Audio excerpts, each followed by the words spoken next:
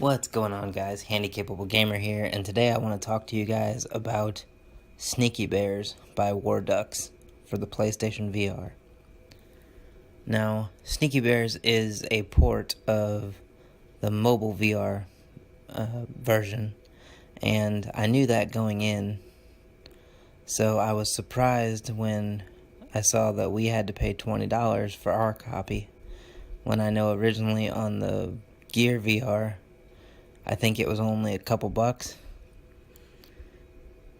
And I assumed it was because we were getting extra content, but apparently that wasn't the case. So I'll just say that right out of the gate. Now, let's go ahead and get into the review. Story-wise, there's not really a story. You are playing as someone trying to rescue pandas from a warehouse full of evil teddy bears, led by a maniacal villain known as Frank. The one thing I do appreciate about the game is its comedic intentions. There's some really corny, sometimes funny, but definitely cheesy jokes spread throughout the hour and a half long campaign. The game itself is made up of 3 different modes. There is a survival mode where you're just trying to survive against waves of teddy bears. There's a fire mode where you're also trying to survive against waves of teddy bears, but at the same time the gun in your left hand is turned into a fire extinguisher or a water hose of sorts, and you have to put out the fires while you're playing. And the third mode is a bomb mode, where while you're shooting teddy bears, there are bombs going across a conveyor belt, and you have to use a freeze gun, which was in your left hand, to freeze the bombs so that they explode safely.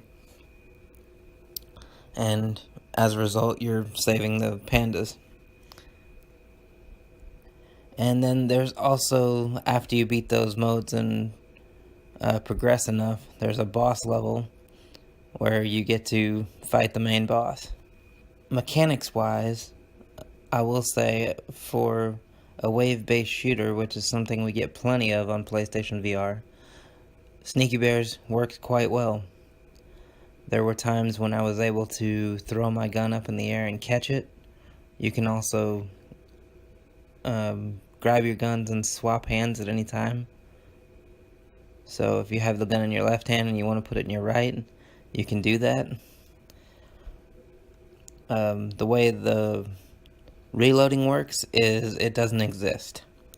When you run out of bullets in a gun, you simply throw it away and grab a new gun from the holster, which is on your waist. This game can be played sitting. Since I'm talking about mechanics, I feel like this is a good time to mention that. But I feel like it's best played standing, because sometimes when you're reaching on your belt, if you're sitting down, you have to do it a couple times before it actually works properly. And I don't think that would be the case if you were standing up. The sound quality is fine. The visuals are average, I would say. And obviously the teddy bears are made to look cute, and everything looks as intended, so I can't really knock it on the visual aspect. And I did enjoy that the movement of the guns was 1-to-1, and that I didn't have any major tracking issues except for, grabbing stuff on the belt, like I said.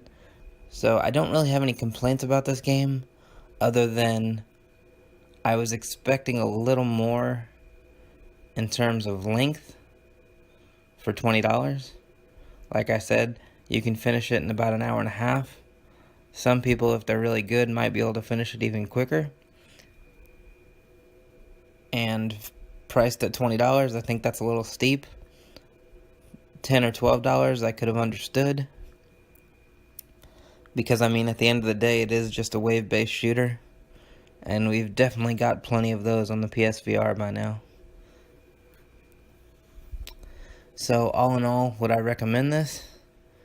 Well, if you enjoy arcadey style wave-based shooters with a little bit of humor, then you might want to consider picking this up, but I would wait for a sale simply because the game is short and there is no real replay value. There's no leaderboards globally, it's only local.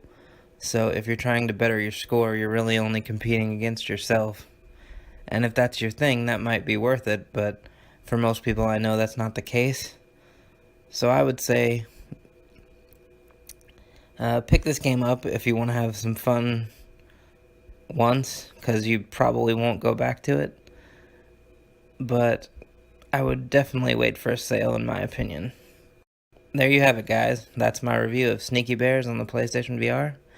And until next time, this is the Handy Capable Gamer. I want to thank everybody for watching. Remember to like, subscribe, and share. And I will talk to you guys soon with more of the upcoming PlayStation VR games. Thanks.